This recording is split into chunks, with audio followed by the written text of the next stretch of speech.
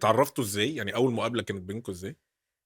أيوه، في وسط ناس أصحابنا، آه. ما كانش في حاجة وكانت special مقصودة والّا يعني. لا، لأ بس ساعات خالص. بتبقى مقصودة. لا، لأ، آه. كانت آه. مقصودة من أصحابنا أعتقد. أهي دي ممكن. جديدة دي، ما كنتش أعرف. إمم. ما كانش آه. يعرف. أكيد مقصودة، أيوه، أيوه. إحنا تلامذة، إحنا بنات عارفين الموضوع ده. يعني ولمّا جرّيتِ رجله بالرز بلبن؟ خلاص كده الموضوع خلص. فحسيتِ بقى إنه أنا تمام. كده سمعتي مع الأكل هتبقى كنتِ وحشة جاهزة؟ جدًا إحنا يعني. كلنا أكيلة أصلًا. أنتِ جدًا. كنتِ جاهزة، حاسة إن أنتِ جاهزة تخوضي تجربة جديدة، حتى لو أنتِ قبل كده الدنيا ما كانتش فيها توفيق، بس كنتِ عايزة ده.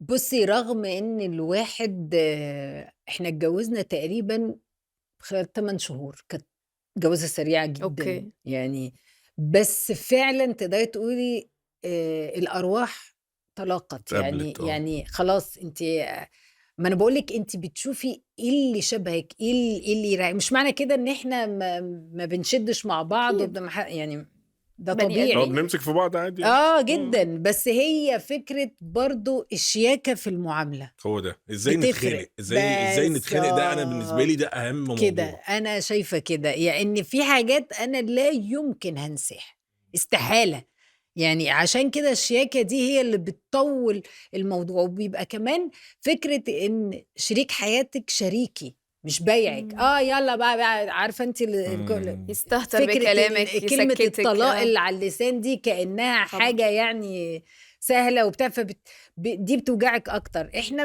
من بداية الجواز متفقين، إحنا ما عندناش طلاق، إحنا هنحل أي حاجة سوا، بس هو طبعًا عليه عامل كبير ما أقدرش